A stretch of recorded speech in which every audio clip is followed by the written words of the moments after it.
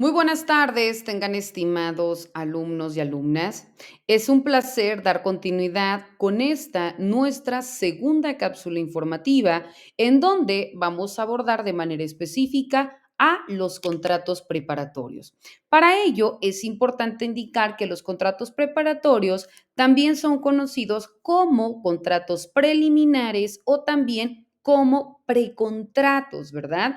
Y como su nombre lo indica, son todos aquellos acuerdos que las partes a las cuales van a constreñir o suscitarse derechos y obligaciones, pues en ese mismo sentido se obligan a celebrar, ¿verdad? En una forma futura. Por ello se dice que obligan a las partes a celebrar un contrato definitivo futuro, prefigurando o estableciendo cuáles van a ser los elementos esenciales y que en un momento dado también se tomen en consideración el objeto, ¿verdad? Que es una obligación de hacer o contratar, que también se tome en consideración para poder asegurar operaciones futuras, como por ejemplo una compraventa, una sociedad, etcétera, ¿no? Y que también se contemplen los elementos, como por ejemplo quiénes son las partes, cuál es el objeto, el plazo o término en que se va a acordar o en que se va a realizar, dependiendo si hablamos, por ejemplo, de una compraventa, el periodo de tiempo en que se va a realizar, cuáles van a ser las modalidades en las que se van a encontrar sujetas las partes,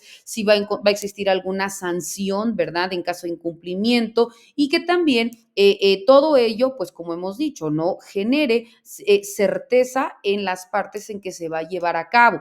Por ello se dice que los contratos preparatorios en México, como ya hemos dicho, tanto el de compraventa, el de promesa, ¿verdad? Son aquellos acuerdos para obligar a las partes a celebrar un contrato futuro que se le considerará como definitivo y que son muy importantes, son muy útiles para poder concretar todos aquellos detalles de inmediato que quizás en un futuro pues se tomen en cuenta. Por ejemplo, cuando hablamos de una compra-venta de un bien inmueble, quizás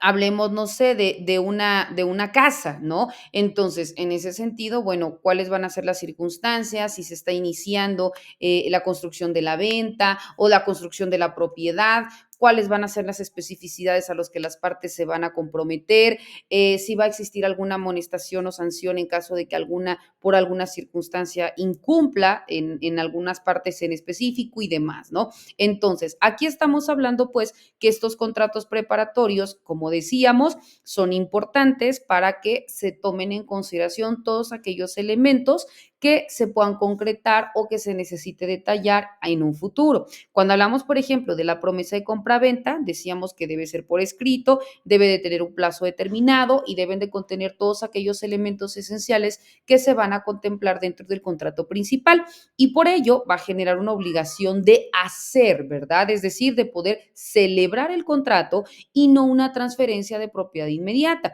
Y por ello vemos que dentro de su objetivo es asegurar y es perfilar la transacción final y que este puede ser unilateral o puede también ser bilateral. Cuando hablamos de manera literal dentro del rubro de los contratos en nuestros instrumentos jurídicos normativos, bueno, pues también es importante porque sabemos que dentro de este se encuentra debidamente contemplado en nuestro Código Civil Federal. Vamos a encontrar a este tipo de contratos a partir del numeral 2243, que es en donde, repito, de manera específica, se encuentran debidamente señalados o debidamente contemplados en qué consisten los contratos preparatorios. Dentro de este numeral, en el 2243, se indica que puede asumirse contractualmente la obligación de celebrar un contrato futuro y que bajo este nombre entenderemos a los contratos, en este caso, a los contratos preparatorios. De igual manera, la promesa de contratar o sea el contrato preliminar de otro, como hemos dicho, puede ser unilateral o puede ser bilateral. La promesa del contrato solo da origen a obligaciones de hacer y estas consisten en celebrar un contrato respectivo de acuerdo con lo que en un momento las partes están ofreciendo y se están comprometiendo. Para que la promesa de contratar pueda ser válida, forzosamente debe constar por escrito y debe de contener los elementos característicos de un contrato definitivo y también deberá determinarse el plazo, ¿verdad? Para que pueda en ese sentido pues tener esta viabilidad. Si el promitente rehúsa firmar los documentos necesarios para dar forma legal al contrato concertado, en su rebeldía los firmará el juez, salvo en aquellos casos en donde la cosa ofrecida haya pasado a título oneroso a la propiedad del tercero de buena fe y entonces la promesa quedará, como hemos dicho, sin efecto y siendo únicamente responsable el que la hizo de todos los daños y perjuicios que en un momento dado se pudieron haber originado por la parte contraria.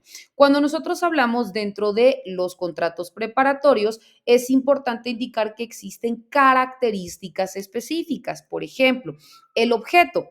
Si bien es cierto, el objeto no es el contrato final, pero sí es la obligación de celebrar un contrato a futuro. Por ello se considera, como hemos comentado, como una obligación de hacer.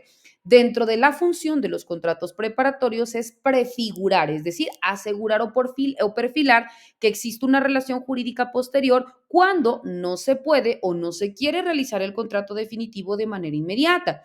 Dentro de sus elementos debe de contener elementos esenciales del contrato futuro. Por ejemplo, quiénes son las partes, cuál es el objeto, cuáles son las condiciones, para que luego entonces pueda perfeccionarse sin que puedan existir nuevas negociaciones sustanciales.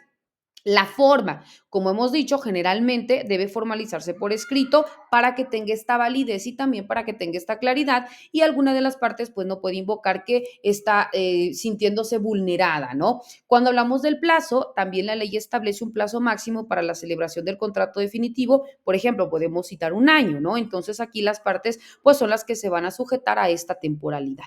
Bueno, mis queridos maestrantes, vemos también qué importante es hacer referencia a los contratos preparatorios y que tanto estos como los demás temas los vamos a continuar desarrollando de manera detallada dentro de nuestras sesiones virtuales y reiterando que ante cualquier duda o comentario estoy a sus órdenes. Que tengan excelente día. Bendiciones.